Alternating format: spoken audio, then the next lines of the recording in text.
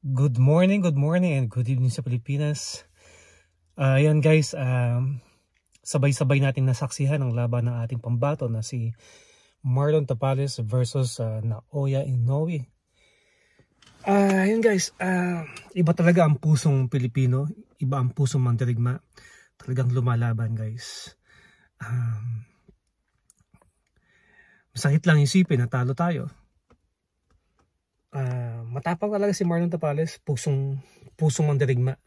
Kaso lang guys, nakakaawa, di ba? Tumagal ng 10 rounds na nakita naman natin lahat na nabugbog ang ating pambato.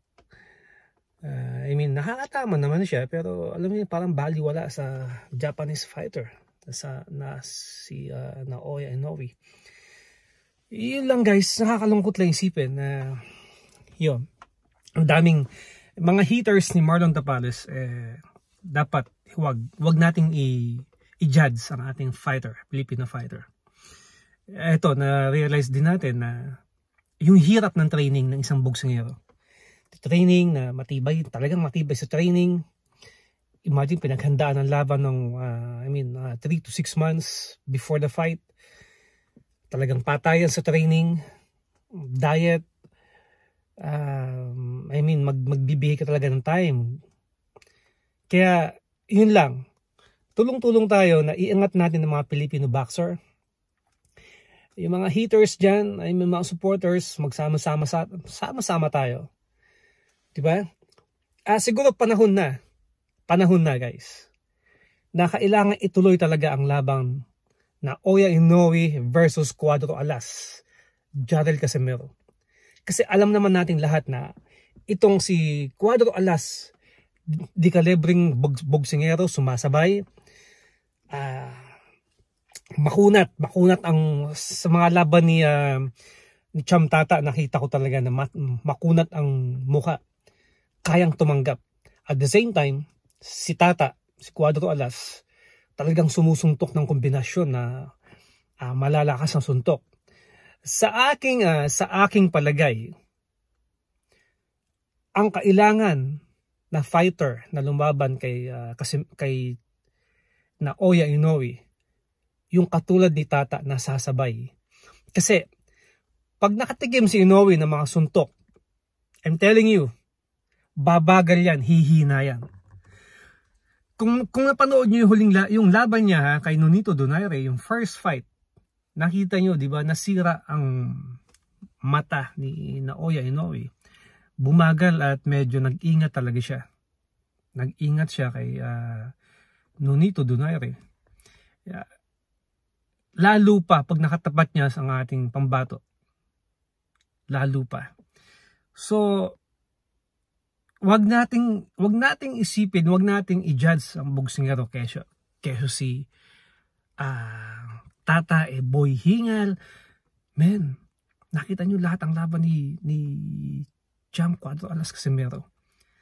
Ilan na? Ang tagal na hindi natatalo. Diba? Lahat ng nakalaban niya mga halimaw din na pinabagsak niya. Yes, itong mga huling laban niya ganun talaga diba, inawat dahil nga may headbutt. Pero nakita naman nyo talagang hindi naman talaga totally na critical yung headbutt na tumama sa Japanese fighter, pero inawat, diba? Kaya wag natin i-judge. Magtulong-tulong tayo, magkaisa tayo na someday may isang Filipino boxer na makatalo talaga sa Japanese fighter na kay Naoya Inoue. At sana guys, Pilipino makatalo sa Japanese fighter, wag na ibang lahi, kasi karangalan natin lahat yun. Medyo naawa talaga ako kay Tapales kasi ibinigay niya yung puso niya, lumaban siya. Kahit nakikita ko na nabubugbog siya, yes, tumatama siya pa isa-isa, pero baliwala kay Naoya Inoue. Parang baliwala talaga si Naoya, talagang sumusugod, tumatama ng kombinasyon. Naawa lang ako kay Marlon Tapales. Naawa lang talaga ako. Siguro para sa akin, kung ako yung nasa corner niya, hindi ko na patatagalin ng 10 rounds na binubugbog yung fighter ko. I mean, nakita naman nyo from round 1 to nung bumagsak siya nung early round, di ba? And then nasundan pa naman ang kombinasyon. Kitang-kita ko talaga na sabi ko sana hindi na paabutin ng late round kasi mas magugulpi ang ating pambato, guys.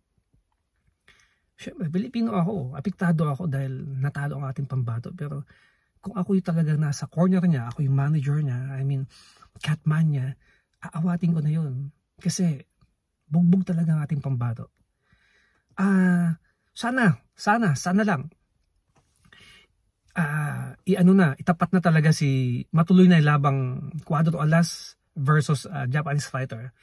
Huwag na kung sino-sino pa na ito, may naririnig ako na itatapat daw si Magsayo. Do you think lalaban si Magsayo na magbabawas ang timbang? I'm telling you, parang ano yan. Kung maalala nyo, labang Manny Pacquiao versus De La Hoya na nagbawas ng malaking timbang si De La Hoya. Ano nangyari? Naubos din.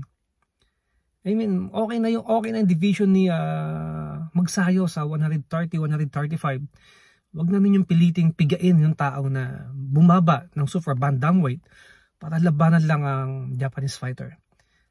Meron tayong bantamweight na angas ng Pinas. Cuadro Alas na nakita naman nyo. Bakit yung magkaisa tayo na yun talagang imats para makita ng lahat. Di ba? At matigil na yung haka-haka ng mga boxing analysis, boxing sports, YouTuber, lahat ng mga haters, subscriber. Matigil na, imats na talaga. Magkaisa tayo. Cuadro Alas versus Naoya Inoue. Yan ang haabangan ng lahat. Kasi wala na tayong makita sa Filipino boxer kung sino pwede pang lumaban sa super bantamweight kay Naoya Inoue. Malayo naman si Jonas Sultan. Malayo. Sino pa ba ang super bantamweight? Martin. Malayo. Lalong lumayo, guys. Heto na hanggang prime pa ni Tata. 'Di ba? Hanggang prime. Ilaban na, i-match na 'yan. 'Di ba? Lahat tayo, pero I would like to congratulate Marlon Tapales. Man, you have a big heart. Pusong Pinoy, you have a big heart. Good luck and see you next time for your next fight. Bawi tayo. Yung mga haters dyan, pausalud kung kumagat ka lang sa pusta ko. Hinamon kita ng 100,000. Doble ang tama. Di ba?